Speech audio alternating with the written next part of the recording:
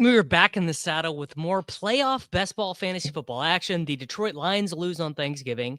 The Kansas City Lions lose on Thanksgiving. The Denver Broncos win. The New England Patriots win. The Green Bay Packers win. We are getting to see, frankly, what I would call a startling amount of clarity with the NFL playoff picture. The thing is it's not clarity that we really wanted. If you look at the average draft positions here in playoff best ball, you've got the Rams, who are clearly the favorite. The Buffalo Bills, I mean, until the clock ticked to 0 against the Pittsburgh Steelers, it was not a mortal certainty that the Steelers or that the Buffalo Bills were going to be in the postseason. In fact, the Buffalo Bills are still not 100% to be in the postseason. They're 91%, but theoretically, if they lose to all of their AFC opponents, so if the Bills lose to the Bengals, the Patriots, the Browns, and the Jets, and let's be real, that's not going to happen, even they are not 100% to be in the postseason. We have got updated sidekick information. Pat Kerrane is going to be joining us. Basically, he told me as soon as he gets done with finishing up the legendary upside playoff best ball rankings, Mr. Kerrane is going to join us. We have got, as far as I can tell, a properly updated version of the sidekick, and we're going to take Josh Allen here at 2 as we are in a way too early playoff best ball draft. Hope you guys are all having a phenomenal day. Hope you guys are all excited to have Mr. Kerrane join us. It's been a while since I've done a draft with Mr. Patrick Kerrane, because Kerrane, he does not care as much about the daily games as my boy Peter Overzet does, and my boy the Batch Brothers. But yes, GM everyone, GM chat. My Super Bowl prediction: the Eagles win the NFC, and I got no clue who wins the AFC. Honest to God, I have absolutely no clue who wins the American Football Conference. If the Chiefs make it, that would be my pick. If the Chiefs don't make it, the Bills would be my pick. I could totally see the Ravens winning. Honestly, if the Bengals get in, I can see the Bengals winning. Can't you guys basically see just about anyone getting in? I can honestly see just about anyone in the AFC. Like, if the Chiefs don't make it, can the Jacksonville Jaguars do it? Yeah, they definitely can. So we have Josh Allen. I think McCaffrey's a good pick here. I don't hate I actually don't hate taking Jalen Hurts here and doubling up on quarterback. Are you guys seeing this? My clicker is not working. So we are on the Clockerino. I'm wondering what the sidekick is going to give us. You think it's more likely the Cowboys make the playoffs or J-Mo goes for 200? More likely J-Mo goes for 200. Hey, man, if the Chiefs don't make it, anyone can go. So I guess we're going to go McCaffrey. Maybe I don't have the sidekick updated in here properly, but we're going to go McCaffrey in there. So now we have a Bills 49ers setup. Okay, my boy Tommy Hurd in here is he's auto drafting. So we have Bills. I think we're just going to take Khalil Shakir. Maybe my internet is being buggy. Maybe I need to try it in Chrome, Firefox, because this is just straight up in Firefox right now, which I honestly never do. But I'm getting spinning wheels everywhere. But I guess I took Jalen Hurts. That was very bizarre. I tried to click Khalil Shakir like 400 times. Let's give this a refresh. Not that taking Jalen Hurts there is all that bad, but I think the Underdog website might be crawling a little bit, which does happen sometimes. But maybe if we try it in Google Chrome, it'll be a little bit quicker. Zach says he would like to issue a formal apology to Jacob. It was an honest mistake listing the Colts with 5% Super Bowl odds on ADP chasing, even if Daniel Jones is indeed a fraud, which, people are saying it more and more that one Mr. Daniel Jones might be a fraud. I'm hearing it. I'm hearing it more and more. Okay, that's what I thought. Hochberg. Yeah, drafts. It seems that the drafts are behaving a little glitchy. I'm going to restart the background script there for the sidekick, but I think that we are dealing with a little bit of front end errors here on Underdog Fantasy. Probably not going to be doing any DK Millies, brother. Sorry. Yeah, Jacobs was basically free when the contest opened. Well, it does make a little bit of sense. Kerrane is finishing up the Legendary Upside playoff best ball rankings. He told me he wasn't quite done. And as a fellow dad lifer, I understand that. And he has the StreamYard link, and he's going to hop in whenever he is done. I've got this draft pulled up in Chrome. Let's see if I can get the sidekick loaded in Chrome, because if it is, we'll just switch over there. I do not hate the double elite quarterback, though, particularly now that Stafford is going so high. I extra don't hate it. All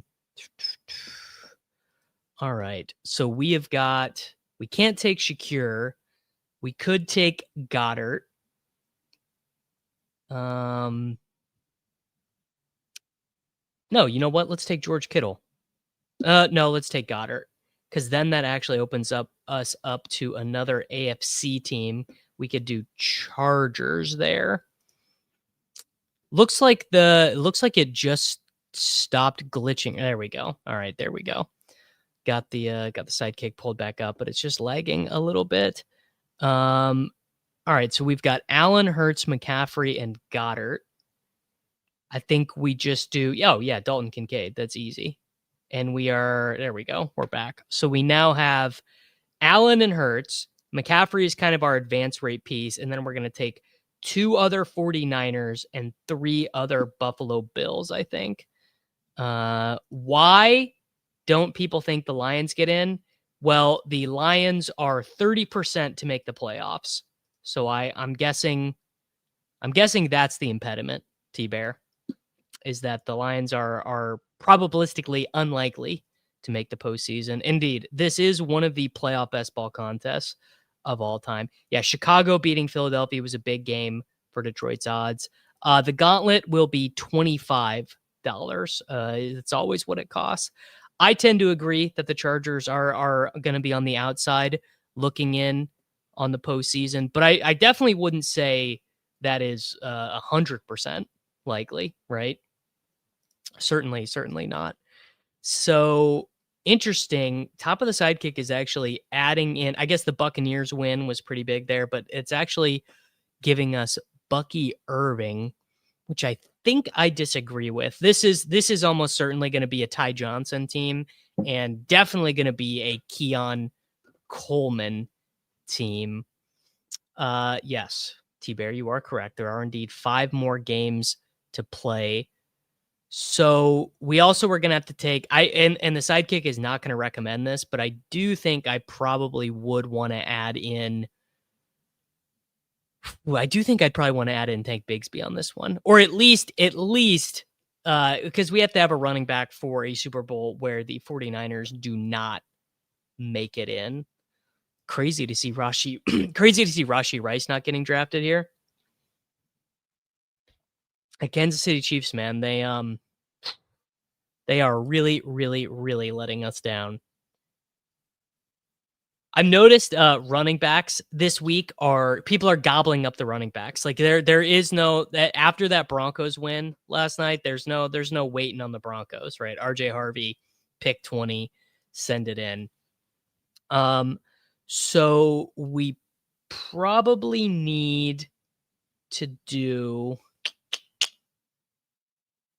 I guess we need to do a 49ers player. Yeah, so let's just do Jennings here, if it'll let us. Yeah, drafts are buggy. Sidekick work. The sidekick is I would guess the sidekick probably won't work on drafters, but Kerrane will be here momentarily, and he can tell you if that's true or not. All right, so we've got 2 49ers, 2 Eagles, 2 Bills. For this to line up perfectly, we need 4 Bills, 3 Eagles, 3 49ers. So we do Bills player here. Yeah, we do Bills player here. And honestly, for the well, let's just do Ty Johnson. Sidekick is not going to agree with that one, but that's just the direction I've gone here. Is that Ty Johnson is the most important person in the world. This team is I got a little frustrated because drafts are glitching out. And I was unable to select Khalil Shakir at this pick. I was trying to select Khalil Shakir at pick 14, and I was unable to select him because my screen froze. I don't know if it froze. It's just not quite working right. I don't know. I don't know. Is it also doing that on mobile?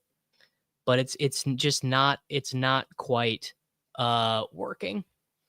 So that is what we're doing. Not that I mean, I think this team is just reasonable. It's going to have a very hard time winning in an Eagles Super Bowl. It's probably not going to win, but in a 49ers Super Bowl, I would say it's going to do very well. In a 49ers Super Bowl with McCaffrey and Jennings and Josh Allen and Dalton Kincaid, I would say it projects to do very well. The Eagles Super Bowl would be the backdoor. I'm definitely Ty Johnson over Ray Davis. That would be my opinion. Would be Ty Johnson over Ray Davis. My other opinion, based on observing these drafts, is that the sidekick really does not like the Justice Hill, Ty Johnson, Tank Bigsby group of guys the way we used to think of it, because it's basically saying, okay, so you got that in the Super Bowl. Well, guess what? You're not going to win shit. All right, we do Ricky Pearsall. Like, basically, the sidekick is saying, congratulations on getting, a totally nutted, a totally terrible version of a Bills 49ers Super Bowl. Blake Corum, least important man in the world. I would argue after the last couple weeks that Blake Corum feels pretty important to Rams teams. So we now have a Bills. We have Bills 49ers covered. We don't have Bills Eagles covered. So what I can do is I can add in one more. What I could do is I can add in one more NFC team if I want and do 1, 2. Well, let me come back to that. Let's add in Keon Coleman and then we'll come back and figure it out. Ladd was definitely a bad pick last year. I would give you Nico Collins I'd give you Nico Collins as a good pick last year, but a guy who loses one game or a guy who loses in week 1 is really, really bad. Can't help you win anything. You want to get your guys to the conference championship. Who's my sleeper team to make the playoffs? How about the Kansas City Chiefs? Kansas City Chiefs currently not in the postseason, while also having, I believe, the 7th best Super Bowl odds.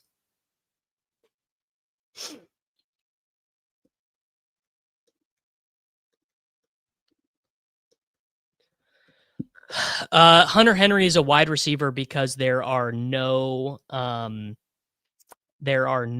tight ends in underdog postseason contests. GM Beesburp. How bad is it to have Bills mini stacks without Allen? I mean, honestly, probably not great, I would say. How are you? The Bills make the Super Bowl. How often is like Brock Purdy or Jalen Hurts outscoring him? Like, definitely some of the time, but not too often.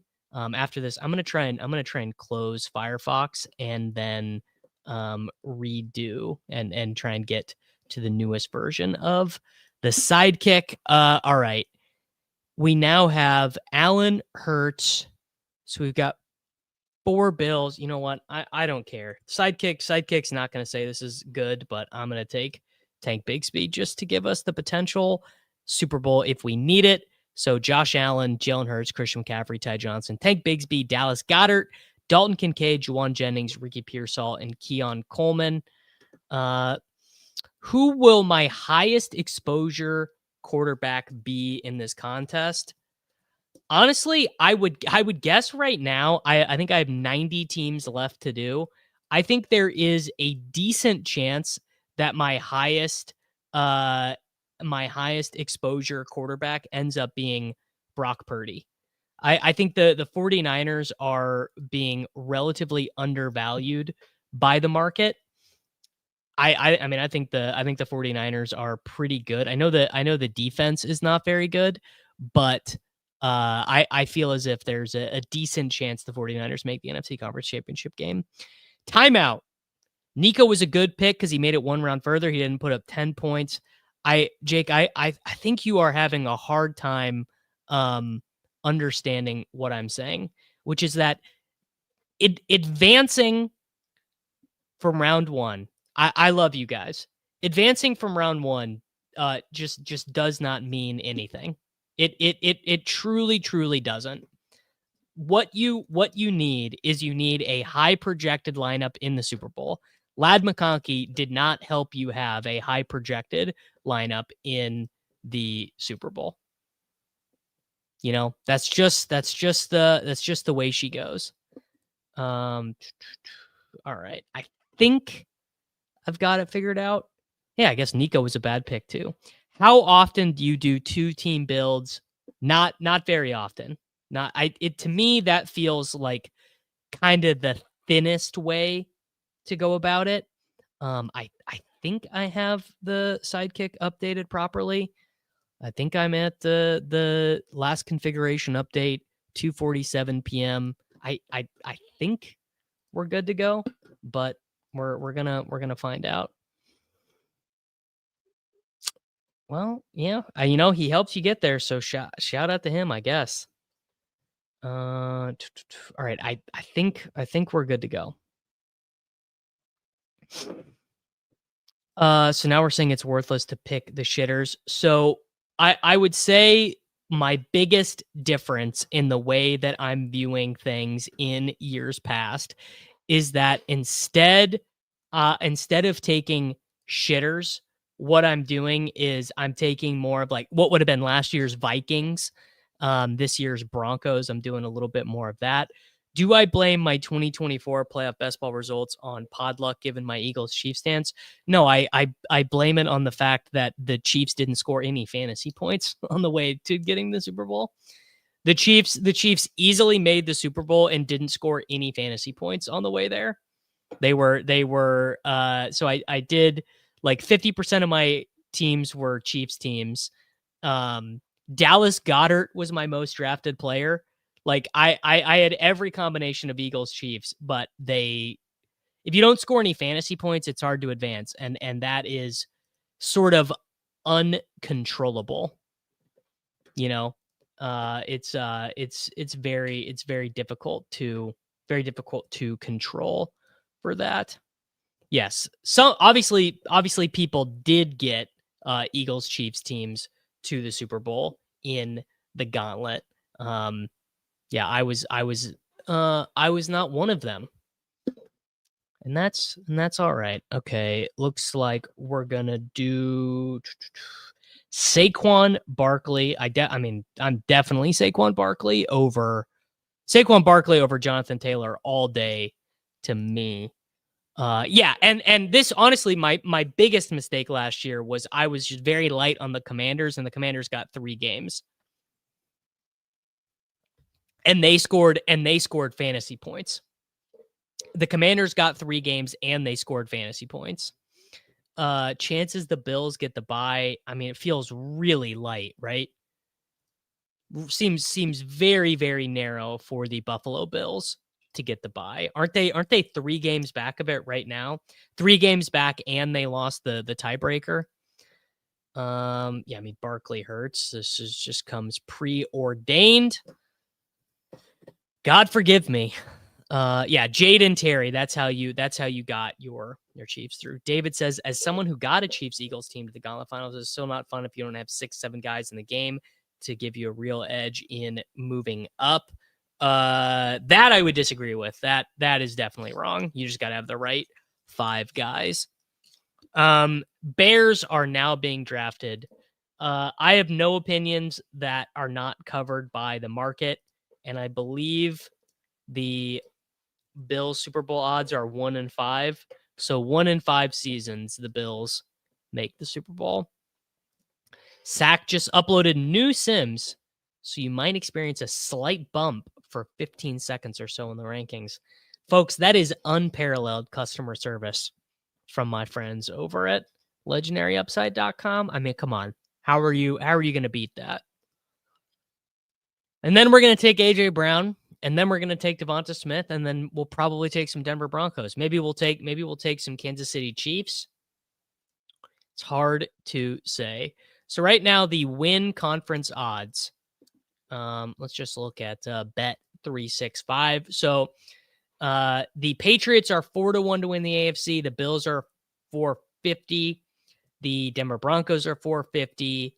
The Colts are 650, and the Ravens and the Chiefs are 8-1. AJ Brown. Man, people are just done with the Eagles, huh? I May 101. I don't think so. As someone who had 6 live in the Gauntlet final last year, but no worthy Eagles wide receivers, it was not fun finishing behind worthy plus one other live teams. Well, let me tell you, I would not have had that problem. Now, do I want to start taking Broncos players now, or do I want to take Goddard and leave it open? What do I want? You know what? I think I can push Goddard around. I'm gonna take a Bills player. I'm gonna take Khalil Shakir. And then I think I should be able. I mean, Go Vikes could maybe take him. Go Vikes takes Harvey. Don't think I would have done that. But I don't think the Seattle Detroit guy will take him. If playing Bills Super Bowl no bye, you still want 2 more teams with them. I mean, I don't think you want to do one thing 100% of the time. Particularly, not only do I think it's probably a good idea to play a pretty mixed strategy in this contest in general, because of how insanely variant the pods are. But the thing that I would say on top of that is this year, the contests are the guys in the postseason. It's just a mess. I mean, here's a good question. In the AFC, will there be any game that has a spread larger than 6.5? In the AFC postseason, so all the games, wild card round, divisional round, conference championship, will any of the spreads be larger than 6.5? I would say no. I would say almost for sure no. Maybe if the Bills get a home game, it could be. But all these AFC postseason games are going to be coin flips. So it's like, I don't want to be too overexposed to anyone, really. Okay. And we did get Dallas Goedert pushed around. So I think that was a pretty good decision by me. And because we weren't going to get, I guess maybe I should have taken Harvey at the last pick. And we can think about adding in. Yeah, I was going to say, I bet it's going to tell me to take an AFC running back right now. No, I think there will be an NFC spread that gets over 6.5. I would bet we get an NFC one that's over 6.5 because the Rams and the Eagles are so good. Okay. AFC running back. So it'd be Hampton, it'd be ETN, or just Troy Franklin like it wants me to. Troy Franklin's probably pretty good here because the AFC running back stuff doesn't matter. Yeah, I think we just take Troy. All right, so we have a Eagles-Bills covered and Eagles-Broncos covered. Pats win the division if they beat the Bills out of the bye next week. There you go. So for the DK contest, I've basically been drafting 49ers, Lions, Seahawks, Packers, Rams, Chiefs, Bills, Chargers. That's a lot of guys. That's a lot of guys to cover. I have not been drafting very many Chargers. If Pittsburgh stumbled their way in, they would be yes. If Pittsburgh found a way to make the postseason, they would be pretty significant size dogs, I think. Yeah, NFC South. If the Panthers get into the postseason, then the Panthers would be 6.5-point dogs. No, I'm not too into Dobbins. Sounds like Dobbins. I mean, I guess you could take him. I probably wouldn't though. I tend to be a little bit more agnostic. Not agnostic. I tend to be a little bit more pessimistic about players who are returning from injury, particularly players who've been injured a lot. Do we know the roster construction of the winner in the gauntlet last year? I mean, I believe there was a chop, so there probably would have been multiple roster constructions. All right, Bo Nix goes. Ramondre, I mean, sadly, Ramondre is certainly a good pick here. So we now have a Eagles Patriots covered. I wonder when it would want me to take Mahomes. Interesting. Because it has a what percentage of being active? There you go. Well, that question got answered for me. Yeah, probably no Evans for me. I mean, I could see it. If Evans returns in the regular season, sure. You know what?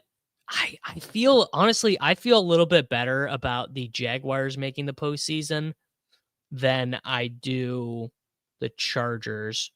So I'm gonna take ETN. Also, to me, a larger chance that ETN ends up posting a score that advances me. Oh, it was only a two-way chop. All right, David Singleton says it was a 2-2-6 and a 2-3-5. Underdog Blurb says Evans could return to practice this week. All right, there we go. Well, shout out to him, man. Shout out to the boy. I hope he does, because I traded our guest Pat Kerrane for Mike Evans in a dynasty league that he and I are both in. The thing is if the Chiefs get in the postseason, I feel like if the Chiefs get into the postseason, it feels like the market would start to rate them higher than they have been. I could be wrong about that, but that's my thought. I don't know I don't think I want to add Hampton in here. I think I would rather just take another Broncos player, like maybe Evan Ingram or something here. Honestly, maybe another quarterback. Like, couldn't I do? No, I would have had to have taken another Denver player earlier. I do wonder, quarterback just for advance rate stuff. It's probably like end this with like Love Watson or something. Yes, I tend to agree with SLMN here. If the Chiefs get in, the market is going to act like they won 15 games. Yeah. I'm not taking Marshawn Lloyd. No Marshawn Lloyd. That I refuse to do. I'm actually going to take Booty instead of Hampton and see if the computer still wants me to take Hampton again after I've done that. All right, GM, folks, playoff Pat is here. How you doing, buddy? Doing good. How you doing? I'm doing great, man. I'm wondering how high you moved up Ramondre Stevenson after seeing his dominance in the backfield yesterday over Trevion Henderson. I couldn't see that over Henderson's speed and burst, and then comparing him to Jahmyr Gibbs. Okay, serious question. Can I just take Jacoby Myers instead of Brian Thomas Jr.? Like, for real? Do it. It feels like it's not my money. Yeah, I was coping on Brian Thomas Jr. in DFS last week. I think I'm done coping. You know, the biggest highlight going around about Brian Thomas Jr. right now, it's a sick run block he had on a 60-yard Jacoby Myers gain. Yeah, okay. I mean, I don't know. We know what Jacoby Myers is. This is a month from now, you know? It's a month from now. It's a month from now. Are you going to be more excited about Brian Thomas in your lineup than Jacoby Myers? I think you will. I don't know, Pat. I don't know. It feels like you were literally just, oh no, it was Jacob this morning who was saying how Brian Thomas Jr. was. Something that I'm thinking just out loud that I've never thought of before in playoff best ball, because I've always been so confident what the Super Bowl matchup was going to be and been right every year, by the way. Well, you only ever had to you knew one half for sure. Like even the NFC side, I've been right on the Eagles. I've been right on the 49ers. That's actually impressive. Yes. But picking the Chiefs every time during a Chiefs epic run is not, as a Chiefs not fan, that impressive. Not that impressive. But something I'm thinking now though is there might, and I'm curious to know your thoughts on this. Is there actually value in some of these under-owned pairings? Like if Jacoby Myers, if the Jaguars aren't going to be drafted very much in general, but if Brian Thomas Jr. is, I don't know, let's say 10% drafted and Jacoby Myers is 1% drafted, if I show up in my pod with Jacoby Myers and I see 4 other teams have Brian Thomas Jr., I probably feel pretty good about that. Yeah, I think right now, to me, the edge is going to be picking which teams like make the playoffs, and then not just having teams that make the playoffs, but actually go on a run against teams that like were wrong about which teams make the playoffs. So you show up in round 2 and it's your Jacoby Myers versus someone else's CeeDee Lamb, and the Lions didn't even make the playoffs. Someone else's Charger stack that didn't get in. It's just completely dead. But they have guys from round 1 that actually scored points, so they advanced. But now it's like this zombie team. I think that's probably the biggest edge right now. And yeah, I mean, I think a way to compound it would be to then have the right guys. But it would probably be more on a team of like, Marvin Mims isn't a good example because I don't think he's going to be anything. But a team like he just ran 42% of the routes, brother. So I need you to watch. I need you to watch. Watch your tone when you're talking about Marvin Mims. 42% should be part of the bear case. That's bullish to you now? That's dark, dude. I need you to be careful talking about Marvin Mims to me. Oh man. You heard it here first. Jacoby Myers is 2025 Lad McConkey. Who's your early guess for a guy who scores 25 on a losing team and just like has all the mouth breathers advancing teams? DeAndre Swift would be an interesting one. Swift, dude, yes. The Bears lose by 10 points in a home playoff game, but Ben Johnson doesn't abandon the run at any point. I'm good with Puka here if you want to do that, or JSN fine. I take Puka every time. I am good. I am not taking I frankly here's a good take that you'll disagree with. I like CMC over JSN. I think from the team level, I'm saying I like the 49ers over the Seahawks because I believe it. Like that's an interesting take. Tell me about that. Because I believe in the 49ers offense more than I believe in the Seahawks defense. At the end of the day, this has always been my belief, even in this version of the NFL where it's everyone runs and it's no fun. But a defense is still always at a little bit of a disadvantage because they are always reacting. So a good offense can always handle a good defense. Yeah, well, not always, but I know what you're saying. Not always, but they have the edge.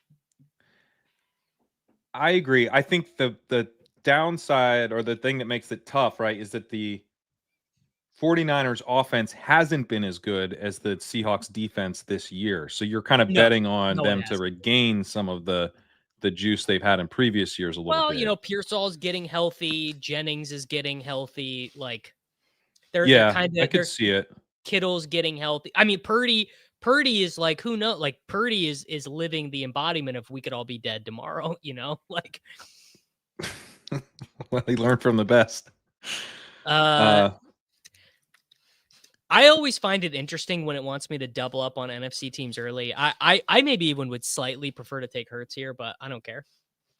Well, Stafford we have available with Puka, so Oh, I forgot that we took Puka. Yeah, let's do Stafford. If we're taking quarterback, I'd say we take Stafford. I just, that's been one of the things that I found most interesting about using the sidekick is doubling up on the NFC teams early. I found that to be not what I would expect to be an optimal strategy. It makes sense a little bit more when you think about it. Easily Trevion here, right? Trevion's a jam. Yeah. Because yeah, so it sets you up. Well, it just sets you up for great Super Bowl teams with the Denver Broncos.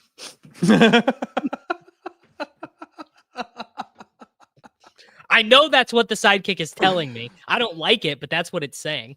Or Patriots. It'll throw some Patriots on there. God forbid you draft the top 2 seeds in the AFC. Sorry, literally forbid it, please. I don't want to. Sorry for creating a tool that suggests, hey, maybe take guys from the top 2 seeds in the AFC as your Super Bowl. Generally works pretty well. I'm not saying the tool is wrong. What I'm saying is this. I'm getting extreme Sam Darnold Vikings vibes from the top 2 seeds in the AFC. That's what it's giving to me. I don't think that's fair to Drake May to call him Sam Darnold Vikings. It's not fair to Drake May. I think it might be overly fair to Bo Nix. It might be. It might be. I'm with you. Nix. The thing about Nix is that Nix is a guy who, like, here, let's make this pick, and I have an analogy I think you'll enjoy. Yeah, I mean, I think it's definitely I'd say Henry or Shakir. Yeah, Henry gives us two running back AFC options. Yeah, which I kind of like those builds where we don't have a running back with the Rams. And we can get Andrews later to add him to the Ravens. And also side benefit, we don't have to take Khalil Shakir. I do also like that. It's just the best to not have to take Khalil Shakir. And the Ravens cover buys so we can get Lamar, who maybe in a month looks better. Anyway, Nix is like, he's the guy who, like, he gets drunk and out of control. Right? Mm-hmm. He's your buddy. You're going out. You can't count on him. He's reckless. He gets drunk and out of control. But you can kind of corral him. You can find him again. And let's take Lamar and get the bye week covered. And then we have like another Super Bowl. You can kind of corral him. You can be like, hey, Bo, come here. Like, and he's sort of like, he kind of like snaps back in and he's like kind of on the level again and he's having fun. And then, like, you know, you bring him back to the beer pong table and he like sinks a sick shot and everyone celebrates and you win the game. And then the next time you go out, he's doing some crazy ass shit. You gotta go. He's on the roof. You're like, "Well, get back down there, man." This is so. I like that analogy. This is I think it's more this. I'd like to see old Bo Nix wriggle his way out of this jam. Bo Nix wriggles his way out of this jam easily. Well, nevertheless, this used to be Patrick Mahomes. This used to be, I'd love to see Mahomes find a way to win this game, and then he just easily wins. And it feels like that is that's no longer the strategy. I'm assuming, Pat, the tool is not going to work on drafters, correct? Not for drafters. We're working on DraftKings right now, though. All right. Do you want to do Flowers? Yeah, I mean, Scott. Well, or we could do Shakir to add in a third AFC team. I'd say Flowers. Okay. This is nice and clean. What do we want to be? I mean, you were excited not to take Khalil Shakir, which I was as well. Because something I've noticed is it's trying to build out more of the nutted Super Bowl matchups. Obviously, it's caring a little bit less about. Honestly, I guess maybe the big thing I've noticed is it maybe cares a little bit less about advancing from the conference round to the Super Bowl. I think so. Yeah. That's maybe one of the big differences. Andrews is beautiful. Yeah, it's got to be Andrews. And so what Shakir would do is it would give us we could do a Colby Parkinson, Blake Corum and then that gives us another Super Bowl matchup, but it's not a good Super Bowl matchup. Having Blake Corum, Khalil Shakir versus like a Josh Allen, James Cook team, like, doesn't feel that good. Yeah, what I've noticed is it's actually seems to be more interested in like advanced, like round one advance rate pieces when those Yep. pieces are like really good players, and Yes. then and like have like somewhat decent odds to get through for like a couple rounds, as long as you have like good Super Bowls covered. Hmm. Then it's like, that you're seeing Bucky Irving pop up. Um, Yeah, I've seen. Yeah, we might see. Oh, we have Omarion Hampton popping as a third AFC guy who could help us in round It one. keeps popping, and I keep not clicking him because I'm just like, dude, Justin Herbert just broke his hand. They're playing a 300-pound fullback a bunch of snaps now because they don't have an I offensive don't line think they trust. Goodell's not 300 pounds. Aronde Gadsden is losing snaps to Tucker Fisk. I know it's no good. Okay, now I would say with the Baltimore matchup covered up, we either take Corum or we take two Bills players. Well, Charbonnet, the reason he's popping up is it gives us a second Super Bowl with. So Charbonnet and Dobbs give us second Super Bowls with the Ravens. Yeah. I mean, let's do it. So this is a combo where I would go the other side. I'd want to add in another AFC one because I view it as more likely, but the EV of that lineup is less because it doesn't project as well in the Super Bowl. A Khalil Shakir, Ty Johnson end to this gives us a more probabilistic Super Bowl, but a lineup that projects less well once it's there. But also, I don't think that it even gives you more of a probabilistic Super Bowl because doesn't Seattle have better odds to make the Super Bowl than the Bills? Yeah, but those are fake odds.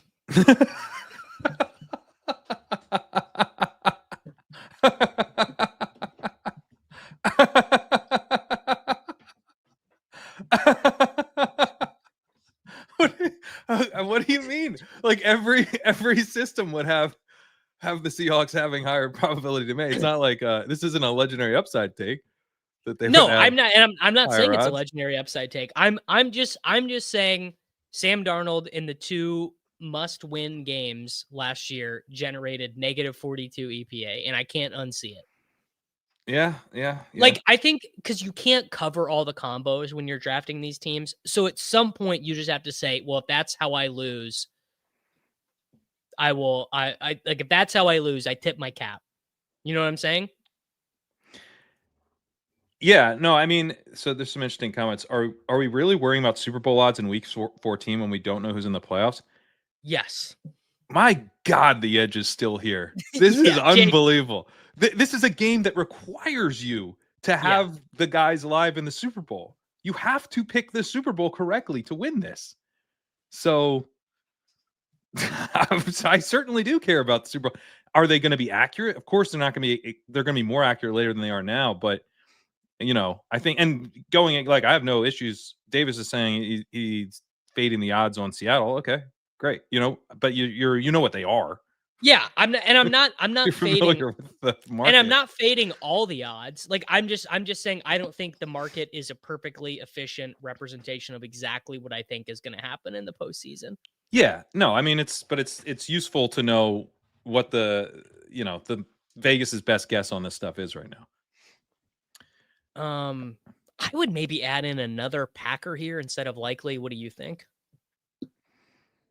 I mean, what Packer would that even be? I don't see Watson.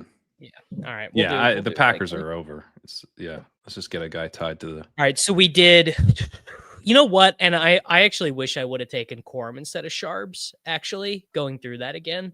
One because that's fine. I actually wonder if Corum is maybe a little undervalued because he might just be like a legit thorn in Kerrane now. Like he might just be like underprojected for the fantasy points he might get. Yeah, I mean that's certainly possible. And the way like I have liked to build these in the past too is you get I just find it so appealing if you, let's say we took Corum and then another Patriot, and then you've got a Patriots Rams Super Bowl built in as well. So you have like multiple outs of the Super Bowl where this that kind of became a like a true Ravens to the Super Bowl build. Yeah. Which is fun, because we have like all the we literally have all the Ravens. So if we get that, we kind of have the nuts. But that's where I think it's just leaning into that. Like, do you want to win? Because you'll probably win if the Ravens make the Super Bowl and keep building out Ravens. Yeah. I mean, look, this if in a Rams Super Bowl, this team, it would be very hard for me to see. Kyron would have to be the highest scorer. Adams scores a couple touchdowns. Yeah. All right, let's go hop in another one. I have 87 of these left to do. It's gonna be tough getting them there. Because how full is it? 65, 66, 65.8%. All right, we got another 2-hole one here. Are you taking any Chiefs at all? I've taken no Chiefs and no Lions since Thanksgiving. They're going too high, right? What's Rice's ADP still? To me, I actually don't really think the ADP after like the first like 20 picks matters all that much. I'm not sweating it because it's just a matter, because some percentage of it is once you take the quarterback, if you're in a room that knows what you're doing, you kind of get the rights to those players. You know what I'm saying? So I agree with, generally, I completely agree that ADP here doesn't matter that much, because it's like if you're just drafting off ADP, you're drafting like stone cold dead teams. Mm-hmm. You have to draft based on the teams you've selected already. Like we can't even like really do rankings for these tournaments, because like rankings would do more harm than good. It's like, it's like, dude, the ranking, like throw out the rankings after you're like almost your first pick, then definitely like your first couple. But I do think when you're looking at teams of like players of teams you haven't drafted yet, then the rankings matter. The ADP would matter more. You know what I mean? We just not take Jonathan Taylor here? Yeah, we cannot take Jonathan Taylor. And let's take Allen. Yeah. Look, man, a man's got to have a code. The Colts, I believe it's no wins against teams with winning records now. Let's take the best quarterback in the league. Right? Daniel Jones has a fractured leg. Shane Steichen is. I'm not even giving you the benefit. Both of us don't want to say that, because I'm already there to say May. Look at May, MVP. Let's take the MVP. Can you believe it? Can you believe Drake May winning MVP in year 2? Oh God. It's like now I see it and I just want him to close it out. Just get it done. I mean, I feel like he's got to be, what is he, like minus 150 to win? Yeah, he's minus 145 last time. You know what's crazy is I can just bet this now, because I'm in a legal sports betting state. I can just be like, oh, I can just go bet this now. I don't have to. The funny thing is obviously everyone knows I'm not a super sharp sports bettor, but I did get limited on the most popular offshore sports book, because I bet the year Shohei Ohtani won MVP for the first time for the Angels. I bet it 5 separate occasions, and he won. And after that, I can't bet anything on Bovada. I can't bet any more than $25 on anything. of all people to be limited on an offshore sports book. That's so good. Barkley is not a horrible first round pick to me. I think the Eagles are still super, super, super live to make the Super Bowl. And they're not getting the bye now. So yeah. Or they're much less likely anyway. Yeah. I also, by the way, really like this move of the 2 quarterbacks at the beginning, because it gives you so many paths to get there. I'm wondering your thoughts on that. Okay, well, Hurts goes. I don't. Yeah, I guess he went. Allen Jacobs is a good start. Yeah, Allen Jacobs is fun. The nice thing about that is that Jacobs probably has, like, if this is the Super Bowl, Jacobs is like necessary, because they're running on the bill. Like the Packers will run on the Bills nonstop. Yeah. I'm very interested that Gibbs is so high, given that like I don't think the Lions make the postseason, or they're at best a coin flip. Yeah. Do you like taking? So I like taking AJ Brown here, just because like he's going to be in the postseason. But Okay. what do you think? We can take AJ Brown. Yeah. I mean, this is like a spot where I would say your lean on these teams making the playoffs, like if we were to lower Detroit's odds of making the playoffs, then AJ Brown would flip him. Right. Yes. So Yeah. if you're like they're, you know, or like or if I was like, hey, I'm gonna take the Cowboys this week, like I'm gonna yes. bet the Cowboys, it would be enough for me to break that kind of tie. Or even if you were to say in this, say round 1 active rate for AJ Brown 100%, then it would say AJ Brown over Gibbs. Yeah, because the Eagles still have like a 10% chance to get the bye. They're like not 100% to make that. They're like 99, they're like 98 or whatever. Yeah, they're like close to 100, but it's not. And Detroit's like literally a coin flip. So yeah, if you're like, no, I think it's actually kind of more like they're like 2/3, 1/3 to miss. I don't think Ravens pieces are massively undervalued. They just lost to the Bengals, who suck, and Lamar like cannot move. Lamar can't. He can't move. It's rough, man. He's like an 11% sack rate. Yeah, it's not good. I thought, it's so much worse. He's looking like Caleb Williams. He's looking like Caleb Williams once he gets past. Once he crosses the line of scrimmage. Caleb Williams behind the line of scrimmage is like the greatest athlete of a generation. Yeah. Caleb Williams ahead of the line of scrimmage is, yeah. I also disagree with this concept that the Dallas is like scary. I'm not buying it. Yeah, who have they beaten? They've beaten like what, a 500 team? Yeah, they beat the Eagles and the Chiefs. I mean, come on, loser. These teams probably won't even make the playoffs. Yeah, they beat the 3rd place AFC West team. Congrats to them. Congratulations, guys! Wow. Wow, here's the sidekick telling me to draft the Denver Broncos. Well, it's working. Hey, Shady, it's working. Don't worry. Davis has never been less happy than clicking RJR. No, dude, I'm telling you, like it's the Broncos are gonna lose round 1 to whatever shit team they face, and I'm just gonna be looking at my way too early playoff best ball wildcard teams. Like, what was I doing, man? The Chiefs were free. The Chiefs were free for 2 weeks, and I didn't take them. Oh my god. Yeah, interesting. I definitely disagree with Watson over Kincaid. I think you got to take Kincaid here. Because it feels like we're trying to really thread a needle here now. Whereas like, I'm gonna disagree with the computer and take Kincaid. Right. So the reason why I think you're really trying to thread a needle here is, one, we've already said the Lions are not making the postseason. So the suggestion of like St. Brown and stuff, we're throwing that out because we passed on Gibbs. And then Kincaid obviously correlates very well with Josh Allen, like for a fantasy points perspective. Like if you need Josh Allen, that increases the odds you're going to need Kincaid in a given week. But we also are already betting on the Bills making the Super Bowl. I would. We have Jacobs as our second pick. So Watson's popping up because you can bet. We can help fill out the Packers. You can say the Packers make it. And when we're out of Eagles, basically.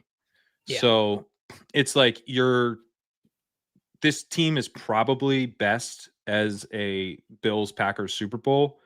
And Watson is a better piece than Kincaid when tight end doesn't count. When tight end's not a thing, you should take Watson over Kincaid. But that would be the reason. If we're not only playing for Bills Packers because we kind of are because we can't fill out enough Eagles. I guess okay, so yeah, because Devontae Goddard's long gone. Yeah. So we're going Watson. I don't know. Are we dead to make money? Well, so even if we are dead to make money in their Super Bowl, then that makes me want Kincaid even more because then we're saying, yeah. Oh, sorry. Okay, go on. That makes me want Kincaid even more because then you're saying we need 4 Packers skill position players to be optimal instead of just 3 of them. That's just harder, right? From playing Showdown, like not necessarily because like later we could take Palmer, Coleman. Yeah, Palmer, Coleman. Like Kincaid is Davis. A lot. Kincaid's a lot better than those guys. Well, but it's him versus Watson. We're gonna be able to get Watson. No, yeah, Watson. All right. Well, Watson's right. pushing a guy and being able to get him is like probably the best reason to. Yeah, and I like Watson ignore the more than sidekick. Dubs. I do too. These guys are going to flip a little bit. They're going to flip, yeah. But Watson's, I think, typically going to be ahead. Elijah Moore signed with the Broncos, by the way. Oh, you're thinking about. We're in round, so he should have shown up 2 rounds ago. Yeah, Zach, come on, update the robots, brother.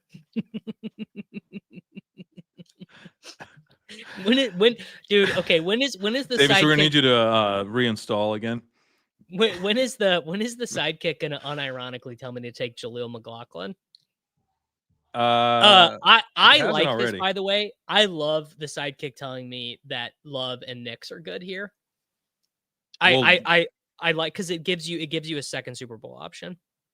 But I think we go Dobbs first, right? Because to your point, like those skill players, we got to fill them out. To me, there's less of a difference between like Dobbs, Reed, Wicks, or whatever, because Dobbs is just so bad. He plays a lot more than he plays a lot, but now that Watson is back, he is the most sacrificial wide receiver. Like I honestly don't even know how many raw targets does Romeo Doubs have since he returned. This will be good. Kerrane, guess raw targets since Christian Watson. It's returned. 6 more than you thought. That's what I'm gonna guess. Whatever you had in your head, it's 6 more than that number.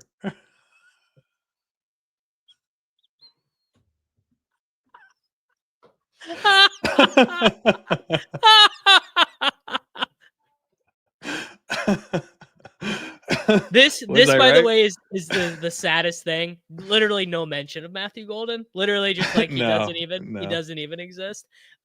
Since Christian Watson's returned, he's got 4, 8, 3, and 4 targets. Or no, sorry. Yes, no, that's right. 4, 8, 3. Yeah. So, he's Love's gone. That's fine, because actually we're because of AJ Brown, Knicks, if we take Knicks here, and I am going to take Knicks instead of Jaden Reed because it'll give us time to think about what we want. Because if you take Knicks, what you can do is take 2 more Broncos players. Oh, actually, never mind. We'd be just if we take 2 more, if we took 2 Broncos pass catchers, that actually gives us another theoretical Super Bowl where you could still. This is why Packers are helpful, by the way, because it unlocks Denver stuff without needing to jam Denver. Yes. Terrence, I have very bad news for you. I've already drafted 75 teams in this contest, and they were literally all Lions Chiefs. So I'm actually doing the opposite of this. I'm literally doing you're the opposite of correct. Broncos. So what about Reed? Reed seems great. Yeah. He helps in 2 Super Bowls now. Yeah, Reed is fine. What doing Ingram and Bryant would do just gives us another Super Bowl with like honestly a reasonable lineup. Bo Nix, RJ Harvey. But this gives us the same Super Bowl. Reed gives us the same Super Bowl as drafting Broncos. No. What's the Super Bowl that you're thinking of? If we had drafted Pat Bryant and Evan Ingram, that gives us Broncos Eagles as a Super Bowl. Oh, I see. I was wrong. And not like it wouldn't be like the nutted lineup in the Super Bowl, but it would be like that team could win. This is one of the things where I feel like the Sims are a little bit less into those types of teams. No, it hates those teams. It wants to do strength on strength. It doesn't want to spread on a given team at all. Anytime like you're technically checking a box, like in the past where you're like, hey, we should draft. We should take Ty Johnson. We should take Ty Johnson because we need another Bill. And it's like, he's not really even a Bill, dude. Just draft a guy who scores points. Yeah. It definitely can win, but it's not. It wouldn't be in the top. It can. It wouldn't be in the top 100 teams. Like if you got there and you flip that team over, you'd be like, well, I'm live to get 24th. Yeah, right. You would not be expecting to win. You would not be any money. Yeah. Yes. You'd need like a Saquon. Well, I guess Harvey over Barkley. What you'd be really drawing thin at is Pat Bryant and Evan Ingram outscoring Troy Franklin, Cortland Sutton, Devonta Smith, and Dallas Goedert. Yeah. Which like happens sometimes, Things happen, but not weird shit with goes any down. high frequency. Yeah. Right, and it's not like your only option. Your other option is to go for Reed and play for like a Bills Packers Super Bowl where you kind of have the nuts. Yeah. Why does it want me to take Justin Herbert? I guess. Oh, that gives us another Super Bowl. That actually does. Super Bowl. See, if that's what it. If that was in the back of the mind of the computer, that I think I was like, well, I'd rather just have the 2 Broncos players. We could also take Coleman and build out the Bills one. Coleman, if you like Coleman that. more than I mean, Coleman can definitely outscore Kincaid. I mean, what if? I know it's only one game, but what if he has 14 yards and 10 touchdowns, 1,400 yards, 10 touchdowns in the Super Bowl? He's got to be optimal then. Hey, Xavier Worthy's best career game was in the Super Bowl, so Keon Coleman's best career game could come in the Super Bowl. That makes sense. So this team covers Bills. Shit. So this also maybe would have been one that would have maybe been kind of interesting to take Ty Johnson. Probably not. Because we don't cover a Bills Eagles Super Bowl, which obviously is like one of the most likely combinations. Right. We're all in. Sack is right. We don't make money unless it's Bills Packers. Yeah. But that's fine. We make a lot of money if it's Bills Packers. You make a lot of money. We make a lot of money. We don't make any money, or we make a lot of money. It's a tournament. It's kind of the way she goes. Kind of the way it goes. Yeah. Yes, you would need. Right, but Hurts. So something I'm not caring about at all is the quarterback points in the Super Bowl. Like that's just like whatever. You just need them there. You know what I'm saying? Like I don't care about the difference between Knicks and Hurts in a Super Bowl. Obviously, Hurts is going to project for more points, but you can't. You can't sweat that on the margins. Frankly, I'm not particularly worried about Saquon Barkley being optimal in a given Super Bowl. Zach, we have Jaleel McLaughlin, dude. Yeah, we're good. Hey, Barkley, we have Tyler Bidet. We're good. We're good, buddy. Like Ty Johnson versus Saquon Barkley in a Bills-Eagles Super Bowl. I don't think we need Saquon Barkley. The other, brother. We have Tank Bigsby at home.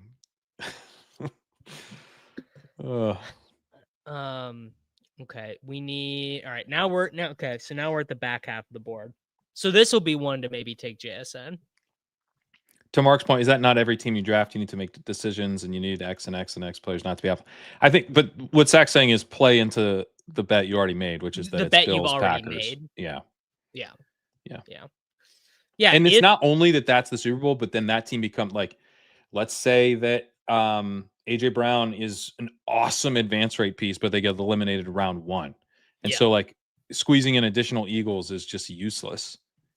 You know, it allows you, it's like the bet is more concentrated. So as long as you're taking players to actually score points on those teams, it's just a little bit of a cleaner I'd be team. very curious. Is the legendary upside Cabal? Do you want to do a JSN one? Let's do a JSN one. Are you guys buying any Chiefs Dipperinos? They got a Dipperino a little bit more, I would say, before we're buying it.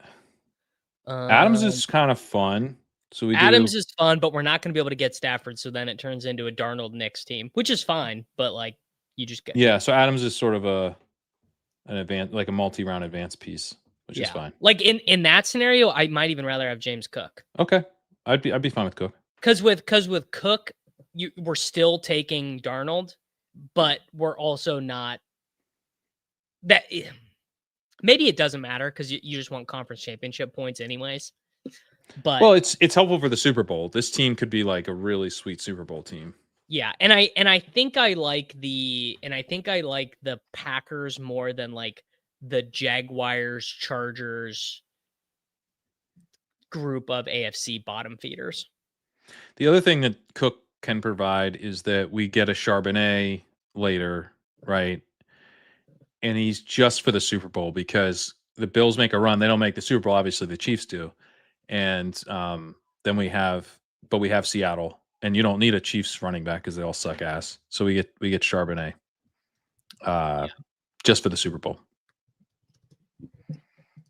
I mean, are we gonna take George Halani? By the way, did you see that? Did you see Myles Gaskin, because Halani was injured last week? Myles Gaskin was the running back 3 for the Seahawks. No, I didn't see that. Shout out Good for Myles, man. I texted Laird that, and he was like, "Wow, I had no idea he was called up. That's cool. That's awesome. Still out there living the dream." Dude, remember when Patrick Laird told you and Pete that Myles Gaskin was the starting running back for the Dolphins, and we were like, ho, ho, ho. Who cares? Oh, that's funny. Remember when Pete and I legitimately got inside information that could help us win fantasy football? A lot of money. Like, he was like one of the guys that year because he was completely free. And we were like, yeah, whatever. And I like listened to that episode when it dropped. I had all the same information you guys had, and I didn't draft him at all. And we were like, nah, dude, got to keep taking. I don't even remember. Jordan Howard, I think. Was that the guy? I want to say it was Jordan Howard. Was it that was before? Was that before they got Chase Edmonds? 2019 Miami Dolphins was Kalen Ballage. Oh God, Kalen. That is who we were taking. No, wait, hold on. 2020. Savon Ahmed. Sorry. So and Jordan Howard. Savon, I was right. Oh, and Jordan Howard. Okay. So I definitely don't. Well, I definitely took some Ballage too. Why not? Don't, because we don't have to take him. I'd literally rather take Harvey. No. Walker helps us if the Bills don't make the Super Bowl. That way, we're not locked into Bills on the AFC side. Well, so does Harvey. Well, if you want to, but you just told me that they're losing in round 1, so this gives us a Seahawks Super Bowl against multiple opponents. Oh, we would have been able to get Harvey anyway. See, and like I don't. But you wanted to take Harvey. Or do you mean Walker? Yeah. Oh, okay. You said Harvey. See, like, and I would rather take Harvey here, give us a second team, than take Darnold this year, because we don't have to take Darnold yet. Well, if we can push Darnold, I'm fine to push Darnold. We can definitely push Darnold. Okay. Let's push him. We could also we could take Rice. Okay. I was going to recommend a Chief. No, there. that. Let the record show that I wanted a Chief and Davis Maddock took a Bronco. Yeah. No, see, right now we're using James Cook as our advance rate piece because we took RJ Harvey. And so now we're playing for another Broncos Super Bowl. I'm going to be the biggest Broncos fan in the fucking world in this contest. It's just going to be, I'm going to be like, dude, you know what I'm ready for? A Sam Darnold Bo Nix Super Bowl. Oh. What are you doing? In February? Since we're not going to be watching football. Well, funny you should say that. My wife is going back to work in February, so I'm just going to be being a dad. Literally it's just going to be me and my 3-month-old son. He's just going to be looking at me and I'm going to be like, "Sorry, dude, I tried to put you through college with Bo Nix, Troy Franklin playoff stacks and it didn't work." I want to see what I need, because you made that skate video that was absolutely sick. So what we need is the sequel to that. Is you with your son like out at the park, he's like going on the slide for the first time while it's like smash cut to like Broncos punting. It's like it's 3-0, middle of the third quarter. Nick Bonito, like the only Broncos player who's made a play is Nick Bonito. That's it. Nick Bonito wins Super Bowl MVP. Yeah. So this is I it was definitely right to push because Nick's is still there too, and I think we should actually take both of them. Let's take Darnold first, though. Darnold first, and then now we can take. I mean, dude, we could take Barner, we could take Shaheed. The world has never been more of our oyster. And see, like, I would rather take the Broncos piece now. Like, oh, actually, never mind, they're already gone. So Kincaid. So yeah, now we are setting up for a Seahawks Bills Super Bowl. Will Sam Darnold has to outscore Josh Allen? Yeah, I suppose we are. Although we also we could play it as Broncos a little bit too. No, Franklin and Sutton are already gone. Well, Ingram's gonna be there. I didn't have it in my board that Sticky Kush was gonna set up a Broncos Rams Super Bowl. So away she goes. I guess we could do. So we have. You know what we could do, and this requires you to be thinking while you're drafting and not just taking the side. We could take all Packers players the rest of the way. We could do Love, then 4 straight Packers, and that gives us Packers Bills and Packers Seahawks, both as viable Super Bowls. Or sorry, Packers Bills, Packers Broncos. Wait, we're pivoting. How are we getting We don't have any Packers, right? You take Jordan Love, you take Dubs, Wicks, whoever. Watson went. But that gives you another Super Bowl. Zach says because we have JSN Walker Cook, it's gonna be harder to get that with Allen, so it's less of a concern. Yeah. or I think we take another Seahawk. Well, you could take Seahawks at the end. No other Seahawk even gets drafted. They're all 58, 59 ADPs. You know, the other thing we could do, Bears. Every Bears player is available. All Bears points. Swift, Adunze, Caleb. How likely are the Bears to play the Seahawks early on? I have no idea. They would both be division winners, I think. Or no, the Rams win the division. The Rams so they might play the Bears. The problem is they might play the Bears. But the Bears are not going to be the 4 seed because they already have 9 wins. The NFC South winner is who they're going to play. But couldn't the Seahawks be the 5 seed? So they would play. Well. Oh, you're right. Then they would play. So it wouldn't be till round 2. So if you want to do that, I think it's probably fine. I don't know. I think I just messed up the numbers anyway. Okay. Well, no. So if we have, Sharps doesn't feel that good. No, I mean Sharps is never a fun click. We also have Walker, so let's just do secondary Broncos, secondary Bills, right? Okay. Or add in Love. The Love thing could work. So what? No, I'm gonna take Pat Bryant. So what I was saying is if we did Swift, Caleb, Rome, Burden, Loveland, whatever, then that gives us like a pretty rare Super Bowl.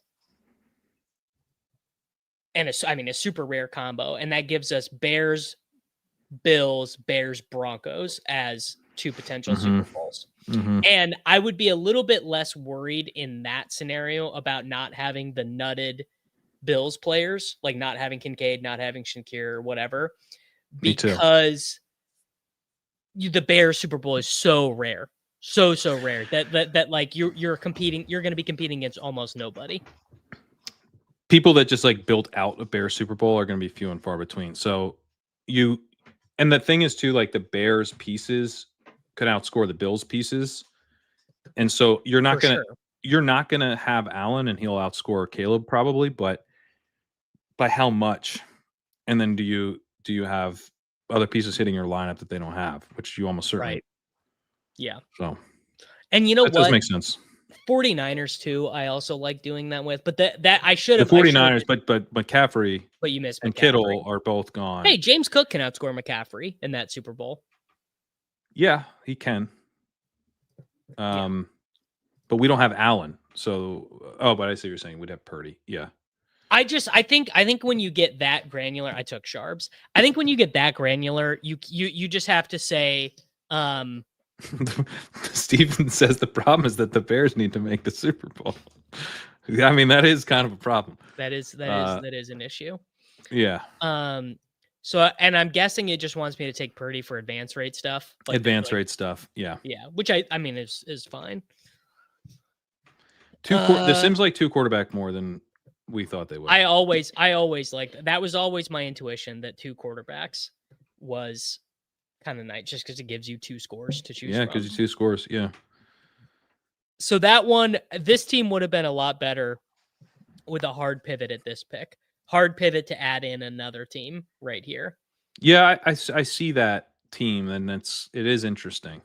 And that is not going to be like a common construction at all. That's just not going to be something that the field is really doing at all.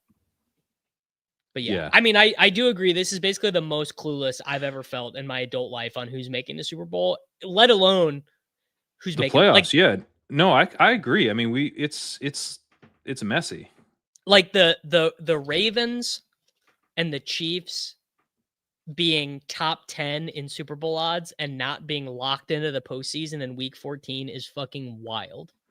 And then the NFC is like better, but it is a crapshoot to Artillery Frost point because there's a lot of teams who are kind of equal-ish to each other. No, well, the thing is everyone knows in their heart of hearts that all the NFC quarterbacks are bad, other than Stafford.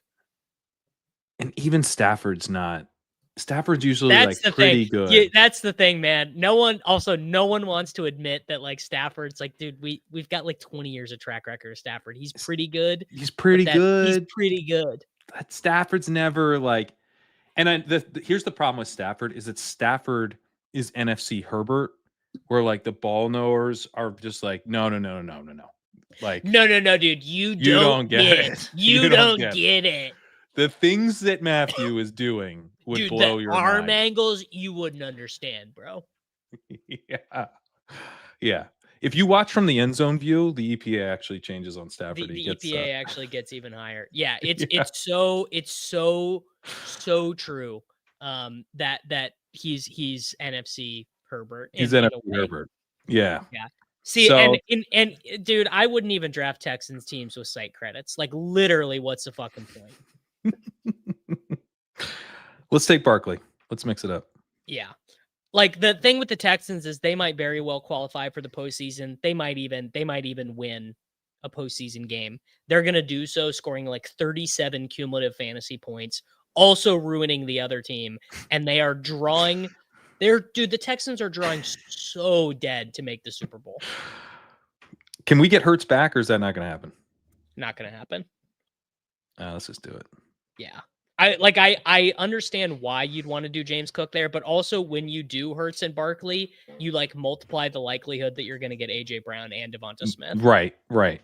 You kind of change the dynamic of the room a little bit. Yeah, the Texans have by far the best defense in the AFC, and they have AFC JJ McCarthy at quarterback. You're calling Stroud JJ McCarthy? Dude, CJ Stroud sucks. He does not suck. CJ Stroud is like aggressively mediocre. How about that? Dude, they looked night and day better with Davis Mills at quarterback. I mean, I think, dude, you can't argue that. They looked so much better. I can argue it on offense. I can argue it.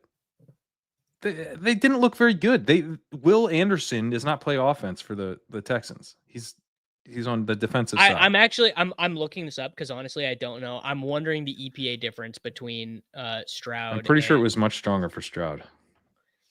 CJ Stroud is 0.165 EPA per play.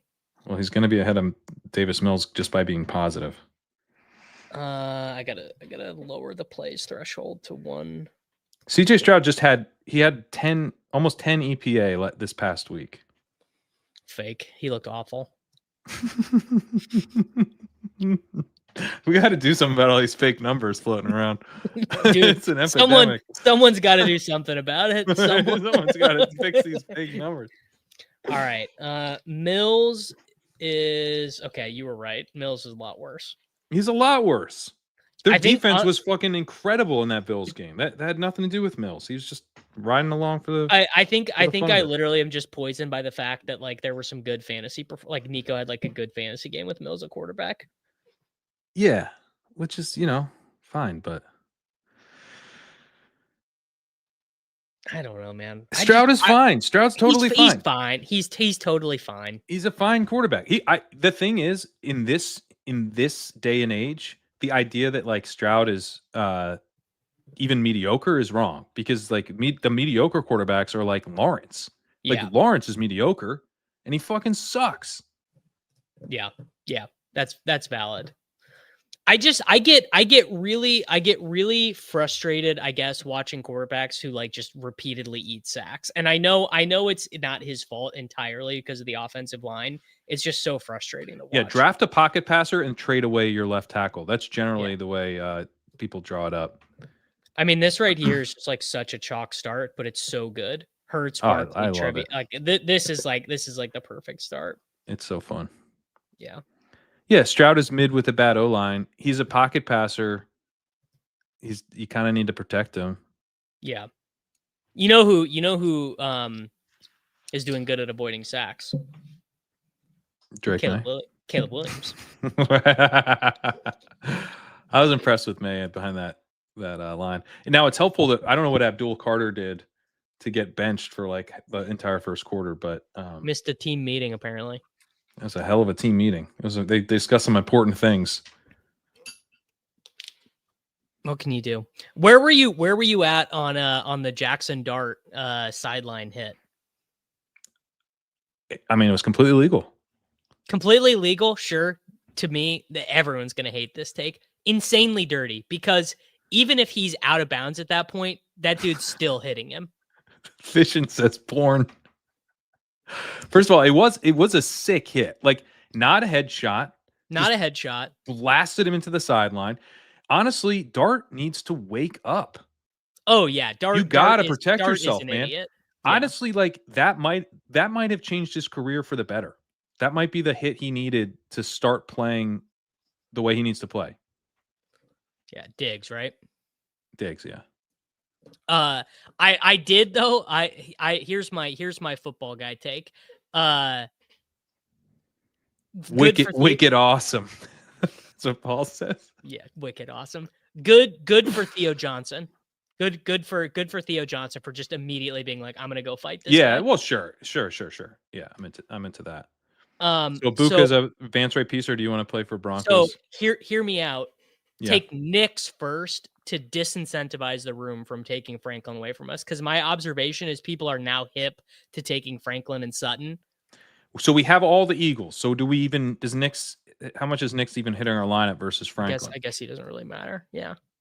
If you take the quarterback, it gives you the optionality to build in another Super Bowl if you want. Well, yeah, where you take another piece from the NFC side. Where you That's take I don't know, Watson and Dubs or whatever. But with Franklin gone, well, I guess this dude at the one, he's got Broncos, he's got Sutton, so he might just take. He's probably taking, and he's got Harvey, so he's going to take Knicks. Yes, he's going to take Knicks. But he has an NFC quarterback, right? Is that Stafford? Yes. So he was taking. So he was hoping to go Franklin Knicks, but this guy always takes Knicks because he needs to cover. Oh well, actually, not always, because now he might be stuck with double one seeds. Oh yeah, good point. But if you take Knicks there, a lot of the times this guy might just be screwed at quarterback. A lot of the times if you take Knicks, this guy won't take Franklin. He'll do something else. He'll do Daniel Jones, Michael Pittman, or whatever. Well, we got to get out of this room. So him going double one seed is pretty great if that's the way it goes. Yeah. So we've got. I mean, yeah, this is just like we'll be chopping this Super Bowl probably, but that's okay. Mark says Dart's going to be fighting for his job week 1 against who? Jameis? Jameis is under contract next year. I went around and looked at all the available backups. It is so bleak, dude. Like Jameis is signed next year. Like you'd have to trade for Jameis if you want. Yeah, Jameis. the Vikings are going to trade for one of these guys.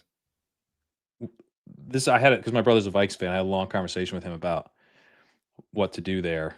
What would you do if you were the Vikings? What would your plan A be? 3rd round pick for Mac Jones and a 6th round pick for Nick Mullins. And I would start JJ week 1. I wouldn't start JJ again in the rest of his life. That guy, I'm done. I'm done. Hampton, huh? Hampton is an advanced rate piece. I'd find with Henry too if you want to just keep building Patriots. I'd rather do that. Actually, you know what? Let me take it back. What I'd do is I would trade a 2nd round pick for Kyler Murray. So Kyler Murray comes with a big contract and the Vikings are tight in cap space. So if you're trading a second, you would need the there's Cardinals to eat always a ton of money. there's always a way to figure out cap space in the NFL if your owner will let you do void years. Yeah. Well, your owner might be considering firing you in this case if you're Kwesi. So telling your owner, actually, instead of firing me, why don't you put up a ton of money this year that you normally don't have to? I don't know that. Do you know anything about the family that owns the Vikings? I do not. The Wilfs, I know they're friends with Crack Rock, so keep that in mind. Okay. Well, I think basically, that's like probably I think it's probably a good sign for their willingness to spend money. if the way it is, if the way I understand the NFL cap is that you can kind of create like giga cap space by doing is like a shit ton of money up front. And maybe that's wrong, but that's kind No, of the that's way right. It's right. that's the way I understand like You what can like create additional void years to spread out the money beyond when the contract actually ends. there you go. GA, Yeah. I have no way of knowing if this is true. I'm just repeating what someone in the YouTube comments is saying, but GA007 says the Vikings owner just spent the most cash on the team this year. The Vikings would have to redo Kyler's contract. No one wants to do that. That's true. They'd have to redo it because you'd have to basically what you'd have to do is you'd have to immediately extend him because his deal runs through 2027 and it's a huge cap hit for 2026 and 2027. So you'd have to extend him and get him to take basically less money over 4 years. Like you would give him more money, but his average cost per year would drop, I think is what you'd have to do. And I don't know if he'd take that. He's just like, no, I'm going to play on my awesome 2-year deal for someone. Yeah, I mean, like I think Kyler wants to play, and I think Kyler would like to play competitive football. It's so everyone like you start talking. You know what? You start talking about Kyler, it's almost like talking about Shadur. Like everyone just rips off their same fucking boring X Twitter fucking takes, and I'm just infuriating. So the thing with Kyler is that his contract, his 2027 contract, I'm good with Lad here, just building out. Yeah. His 2027 contract guarantees the salary guarantees the 5th 5 days after the league year. Yeah, which means that every team, when they try to trade Kyler, right? Hey, we want to trade. We're shopping around Kyler. We noticed, hey, Kwesi, we noticed you started Max Brosmer last year. Curious if maybe you'd want a real quarterback. But the Vikings are going to be like, aren't you going to cut him? You got to cut him unless you want to guarantee that 27. He's not your dude. We know he's not your dude. So there's going to be this game of chicken of do the Cardinals cut him before the 2027 salary guarantees, and that's going to make it harder to trade him. I don't think the Cardinals will cut him, but I think teams will basically make them show that they won't cut him. So I think what's going to happen is the Cardinals are going to have to guarantee that money and then try to trade the contract, which you're not going to be able to do because it's a horrible contract. So the Cardinals are either going to have to agree to trade him but take on a big chunk of the money, or somehow he just ends up being the Cardinals starter next year after all this went down. Like I think that's still live because they're like, well, like if you're Bidwell, the most rational thing I think might be to just clean house and be like, I'm going to hire somebody who can fix Kyler Murray. Instead of trading Kyler Murray, I'm going to trade my coaching staff for a new coaching staff. Because I don't know. It's just like when this actually starts playing out, I think it gets more difficult to move him than it feels like it should be. I don't Cardinals know, fans man. riot. What does that look like? Cardinals fans rioting? There's just like 3 guys in a park who have like just 3 guys who are angry. The thing that everyone's doing, you know what everyone's doing with Kyler, the bit that I just did with CJ Stroud, they're mistaking their fantasy teams doing well for NFL success. Joey's doing it right now. The Brissett success quote is bad for Kyler. The Arizona Cardinals are 0-4 with a negative 60 point differential since Kyler Murray went on the IR, which Kobe Brissett quarterbacking them. There is no success. There's no success. The success is that Trey McBride and Michael Wilson are scoring points for your fantasy team. Right. Yeah, like I'm sorry, guys, but like you cannot watch. I thought maybe we'd get cooked there. I think let's do McCaffrey. Let's do 49ers McCaffrey. team. Like people are there. I mean, and I'm not saying I'm immune to it because I literally just did it with CJ Stroud, but people are mistaking their fantasy players scoring points for like Jacoby Brissett being Vision's good. saying Kyler's better for fantasy, maybe for his own fantasy scoring, but Brissett's been massively better for the scoring of the team. Michael Wilson, who was the quarterback then? Trey McBride scoring touchdowns every week. It's been Brissett powering that. So we're all happier to have Brissett in there. But I don't think and the other thing is they're throwing at a much higher rate with Brissett than they were with Kyler because Brissett has a better success rate and they're like they're just more confident that he won't screw up stuff. But yeah, I think haven't Kyler actually won anything.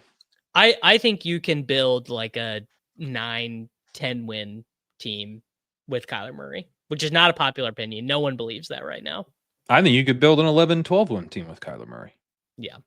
I think he gets hot. He gets hot again. You know, the guy's had some decent years. And he was a horrible fit for what Drew Petzing wanted to do. Yeah. He was a much better fit for what Cliff wanted to do, which is so evident with how Cliff is finding success with, I mean, even kind of Mariota. Like not that Mariota's been awesome. I just think we're a prisoner of the moment on the quarterback stuff. Like Dak sucked. Remember Dak sucked last year now, and now he's awesome again. Remember Jalen Hurts sucked. Yeah, yesterday he sucked. He does not suck today. Yeah, I basically think that Kyler can be fine. I think he can also be fine. Like what you have to do, it's kind of like, it's kind of almost like an NBA team building thing where like when you have it's Kyler, this is a very convoluted analogy, but having Kyler is kind of like having your best NBA offensive player be your big man who's bad at defense, like a Domantas Sabonis. So like Domantas Sabonis has had really successful teams. Let's hold on here. Let's just take Kittle. So the light the beam Sacramento Kings had their best offensive player, be a big man who was awful at defense, which is just, it's so hard to build a good NBA team that way. It can be done, but everything it's got to be perfectly balanced. Everyone has to. Everything has to contribute to it. And if you're not fully committed from the coaching staff, roster 1 through 53, it won't work. And clearly what happened is somewhere along the way, the Cardinals decided like, dude, we're firing Cliff. Like we're done. We're over. With this shit. Well, and to be clear, like, because someone's saying Dak, Dak honestly was kind of bad last regular season. There's a reason why he was going in like the 11th round or whatever of best ball drafts. People were worried about it. But like he was awesome 2 years ago. It's been 3 years since Kyler's been good. He did win 11 games that year. So it's like what you're trying to do with Kyler is the reclamation project with Daniel Jones, Sam Darnold. Like if we had said ahead of these hits with Jones and Darnold, like, hey, I think Sam Darnold could, be on the second best team in the league as their starting quarterback or whatever you think Seattle is. That would seem honestly, so stupid 3 years ago. The Sam Darnold analogy is probably pretty good. It's just you have to put these guys in the exact position to succeed or they won't. The exact position for them that maximizes what they do and doesn't ask them to do the things they don't do well, which there's a few of those things. But there are some things they do really well. And can you get that out of them? And are you willing to build your team around that? And like, there's just not enough good quarterbacks. So someone should be willing to build a team around Kyler Murray. Manly Moose is 100% correct. The game has tilted away from Kyler's strengths because it's so much of... You'd say the same thing about Darnold. Same thing about Darnold. I actually kind of think Darnold, with like his ability to throw deep and outside the hashes, it's part. Kyler can do that too. Well, yeah, but he has to take these like 7-step drops. Yeah, it takes him forever. It takes him forever. I mean, obviously, the number one thing that Kyler is like a phenomenally good running quarterback. Yeah, He's not done it as much since he hurt his knee, but like Pete Kyler was like a crazy good runner. And Kyler for his career, you wouldn't think it because again, no one is interested in objective truth with Kyler Murray. Kyler Murray career, 6% sack rate. That is like very good for a guy who's played on a bunch of bad teams. Kyler career YPA 7, just like perfectly average with his rushing ability. Jennings here is very fun. Yeah, Jennings here. This team's just been kind of cooking. It just when you start with these perfect ADP alignments and then there's no competition for your secondary stack, they really just build themselves. The thing would be is do we want to add in a second NFC team because we could start taking Packers now. I mean, given the 49ers that we have, I'm happy to take Jennings here. Like Jennings is not it's too late. Okay. I panicked. I took Love. So the reason why I took Love is one that pick doesn't matter because we're gonna have no competition to take Jennings or Pearsall. But what we can do now is I guess we have McCaffrey. But what we can do now is we have Allen. Why would we start with Love in a second Super Bowl? Love doesn't do shit for us. I meant to take Dubs. I meant to take Dubs. Okay, Dubs would make more sense. I just wanted to take a Packer. Yeah, Love doesn't do anything for us.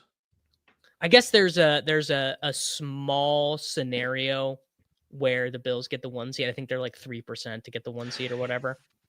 So to get back to Kyler, because I'm fascinated by this stuff. Is it continue?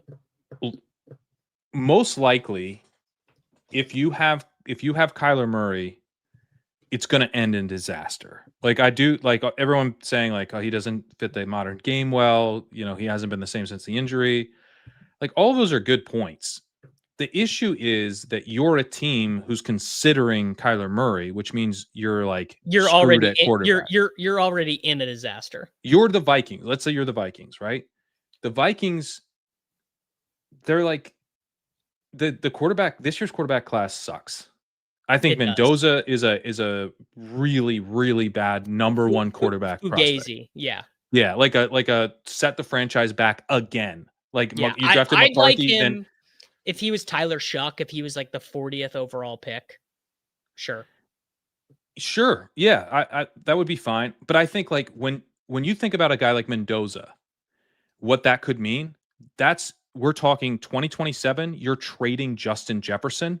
Yeah. Who's now 29 years old because you need it's like we're resetting for a third straight time with a rookie quarterback. And like, we don't even have enough draft picks. We built a contending team that never contended and just had 2 rookie quarterbacks bottom out in like over the course of 4 years on it. And so now we just have to sell everything that is a possible asset just to get draft picks back. And we're basically we're basically an expansion franchise. Like that to like I don't think you mess with a guy like Mendoza or Ty Simpson like in the Viking situation like it. And the other thing is if you don't take care of quarterback to some degree, I think KOC gets fired after next year. Like if it was JJ McCarthy again, I think he just gets fired after next year because it's that embarrassing. So and the idea that he's a quarterback this is honestly what I think happens, though. I do think the Vikings literally triple down on JJ McCarthy. I think that they will get fired. I think they will clean house at the end of that year then. I just like, is going in on Kyler Murray that much less likely to get you fired? I don't know. Yes. Like significantly less likely to get you fired. Like significantly less. Think about this. Like, think about it like this. Who would be more likely to get you fired? Russell Wilson or Josh Rosen? Right? It's like that. It's like, yeah, Russell Wilson will get me fired. Yeah, probably. But Russell Wilson basically got Dable fired and he got the rookie quarterback, right? Right. Josh Rosen just got his MBA and still is probably better than JJ McCarthy right now. So yeah.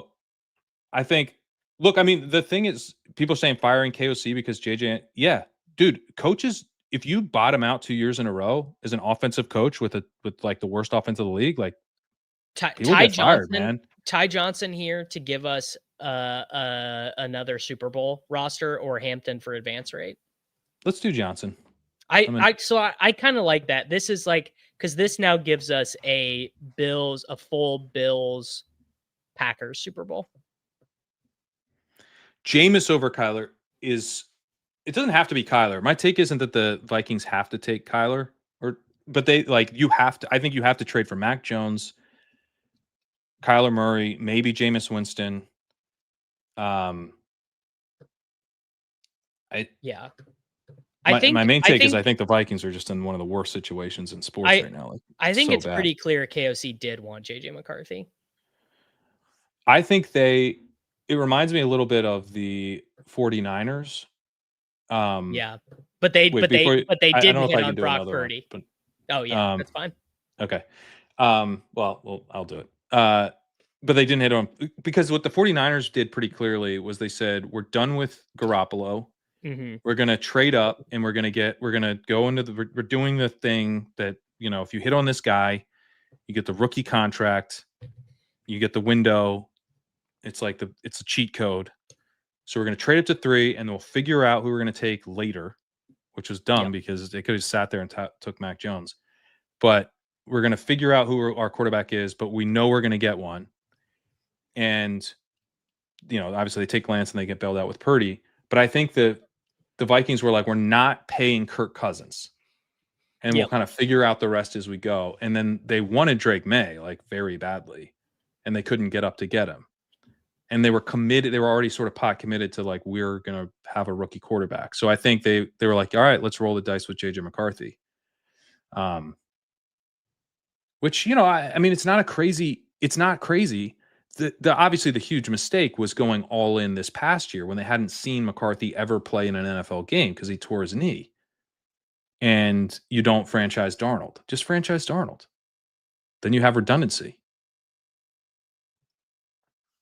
I mean, Kyler's just going to be a Raider, right? Isn't that truly the most NFL thing? It is pretty, yeah. Yeah. Or a Jet. I mean, also. Yeah. Damn. All right. I was hoping to get Puka. Two feels like a weird spot because I hate taking Jonathan Taylor. So I'm happy to take Josh Allen. Sure. Are you taking any Bengals? Are you trying to do any of that? I don't think I am, because it's so thin for them to even make it. And then if they do make it, obviously you might only get one game. The defense is, I know it's been a little bit better, but I don't think it's good. I think maybe it's not historically bad, but it's still a bad defense. Yeah. Truly a historically bad defense, like a setting negative DVOA records of all time defense. Yeah, and we have them as sub 10% to make the playoffs. So honestly, the drafts are just pretty tough this week. I'm having a hard time.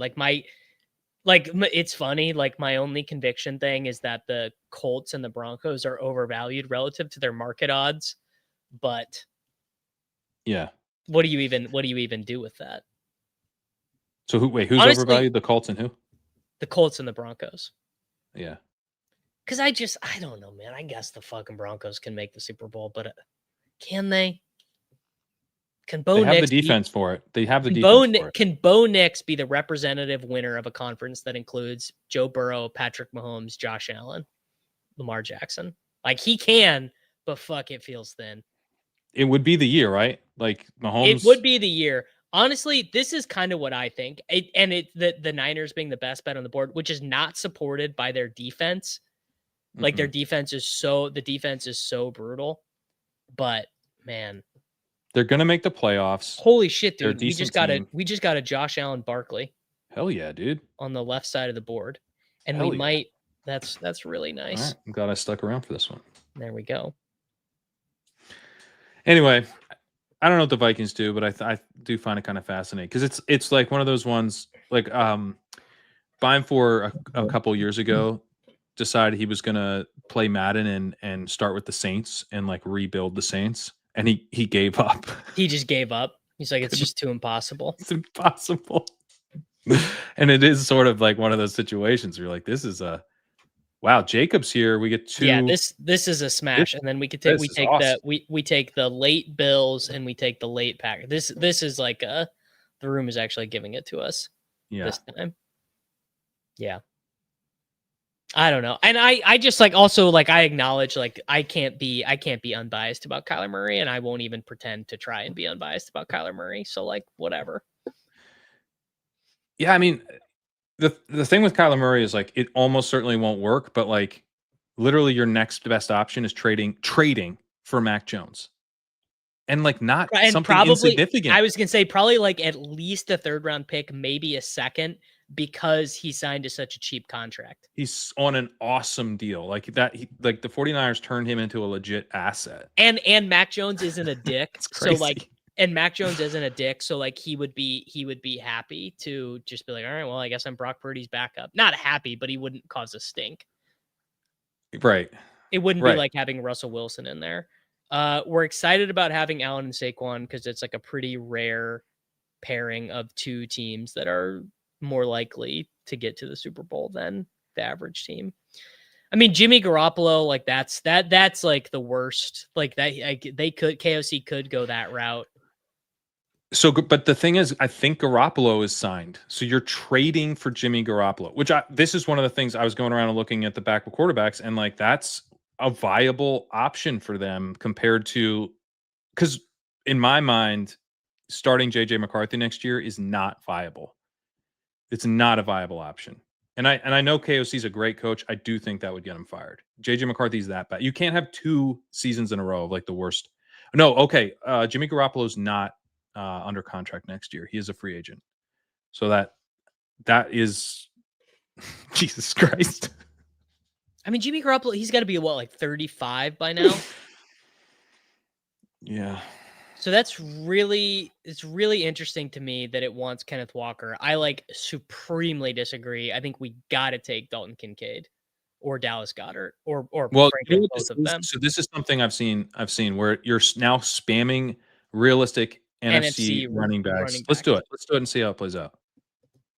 I think the clear nutted move here is Kincaid Barkley. I want to see this. Or this sorry, team, not though. Kincaid Barkley. Kincaid Goedert. Yeah, and I also don't think it makes sense to take Jordan Love here either, because we can wait. Yeah, we can wait. Yeah, we gotta do. Like I like the concept of that. Like I think the concept of it is fine, but it feels like you're drawing way more live to a good Super Bowl with Kincaid Goedert. But it might be too thin. I don't know. I think we definitely take Kincaid here. I'm fine with Kincaid because we've got Allen, and all these Super Bowl or all these quarterbacks will be around later. Yeah, and I guess we could take Shaheed later or whatever. Surprised to see Pat underselling Green Bay Super Bowl odds. They're way better than Philly, especially cost adjusted. I think we are all just kind of poisoned by the Packers being like extremely unserious. Yeah, I mean, we have them as pretty similar to the Eagles. They basically have the same conference championship odds as the Eagles do. So yeah. That's how we have it. But yeah, I don't know. The Packers, personally, I will own up to just not having much. Yeah, I just don't. Packers. Yeah, like just see, to me, Philly does not look unserious. I disagree with this concept that the Eagles have looked even worse. If they put in Tank Bigsby instead of Barkley on first downs, you guys would all change your mind. Yeah. Like I love Jalen. I mean, am I wrong? Didn't the Eagles just play the Packers like 3 weeks ago? Did that not happen? Honestly, I don't even know. Yeah, the Eagles beat the Packers 10-7. They both looked unserious. 10-7. Jesus, dude. 10-7. Like they literally just beat them. Yeah. But like, well, yes, I'm drafting Barkley because I know the Eagles won't do that. Also, like maybe Saquon gets some steroids. Maybe he spends a weekend in a hyperbaric chamber. I don't know. I've buried Saquon Barkley so many times in his life. By the way, I recently learned this. Wow, Goddard came all the way back to us. All right. That's huge. That's really nice right there. Cause now we can take our 2 Green Bay receivers of our choosing. I looked this up as the Eagles were losing last week on Friday. Saquon Barkley's contract extension has not even kicked in yet. He can't even be cut because his contract extension can't be like his contract extension is not started. Doesn't start till next year. That is wild. The Eagles OC's house just got vandalized. Yeah, all is good.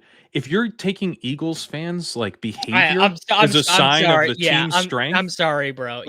Like talk about fading the market. Talk about fake numbers. Eagles fan approval rating is the fakest of numbers. Literally, these guys are the fakest. Yeah, because what was the tweet that was going around? It was like the worst part of all this shit is that we're gonna win the Super Bowl. Yeah. That's classic Philly fandom. Yeah, it is, man. I wish that was the Kansas City Chiefs. It was the Kansas City Chiefs last year. You're mentioning hyperbaric chambers and stuff. Are we believers in Immortal now? Who's had a better season than Immortal?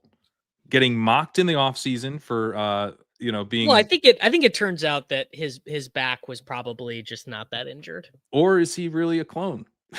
Is he really a clone? Wow. You know what? This would be a great feature at some point, the ability to customize some of the stuff inside. We've talked about, I don't think for this year we're going to have that, but it is something we've talked about. It would be cool, just so like I could come in and be like, hey man, I'm just not really that. I'm not feeling that. Yeah. Not feeling the Broncos. Yeah. I think it's tricky because now that it's sim based, it's tricky to. Yes, I know. Yeah, I know this from Run the Sims stuff, where it'll be like people will post these screenshots of like, look at this dog shit that Run the Sims told me to play, and it turns out they changed like 19 things in projections. It's like, okay, well, yeah, I mean, obviously it's not going to look good if you tell it the Broncos are going to score 30 points or whatever. Right.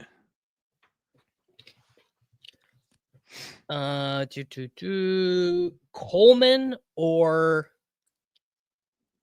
probably Coleman. Yeah. Or Shaheed. No, it's Coleman. It's definitely Coleman. I know. Just another. The cloud cost of doing that for every sub will make you very unlikely to sub at what we'd have to charge. Yeah, trust me. If I win this BBM, we'll do that for 1 week next year. That'll be maybe not. We'll have to look into the cloud cost. In like week 7 or something, someone did so many requests on the Run the Sim, like they did so many sim requests, like so many different iterations of it, that Nerdy had to shut it off. Wow. Like he had to be like, dude, you just did like 500 requests in like 30 minutes. Like this is insane. This is like it. And maybe it wasn't. Maybe it was like legit, like a DDoS attack. But someone like it was like 50x every other Sunday morning of activity. That's like I'm playing $1,000 a week of DFS and cost me $1,000 of computing costs to sim my lineups. Yeah, that was basically what it was. Now, Shady, I know you said that the cost would be a little bit high, but if we do add this, can we have an "Are you sure" feature? Are you after sure? You put the Chiefs at 90% to win the Super Bowl per JB? Are you? Hey, you sure about that, buddy? Are you sure? All right, here's my boy. Anytime the sidekick can tell me to take Rashid Shaheed. I think that's the good one to end on. The sidekick and Davis getting Rashid Shaheed. We all came together for that. Yeah. All right, Kerrane, if people want to use the sidekick, where can they get it? And how can they pay for it? Head over to legendaryupside.com. We've got the Sidekick tier there. If you sign up for the yearly Sidekick subscription, that includes a full calendar year, and it includes the Sidekick that covers pre-draft best ball for the big board and all of those contests on Underdog and DraftKings. It includes Best Ball Mania and all the DraftKings stuff, for the hot best ball summer as well. So it's a pretty good time to sign up for the yearly if you're interested in doing all of that. And we also have a monthly option as well. So yeah, legendaryupside.com/sidekick. Check it out and draft some playoff best ball teams. The nutted time to do it is right before the start of the wild card round to get the full year. That covers literally everything. Well, yeah, okay. That's a good. Not to tell people when to do it, but that if you do it, if you get it like in week 17, you could theoretically max the gauntlet, the big board, and BBM, and next year's way too early wild card, and next year's gauntlet if you timed it just right. But this year you'd be able to maximize. You'd miss out on the way too early wild card this year. You're missing out on the way. Yeah, you can't draft until you get it. Yeah. You got to decide which way too early wild card you want to win. All right, everyone, we're gonna get out of here. Make sure you like the video. Make sure you subscribe for daily fantasy football videos, and I'll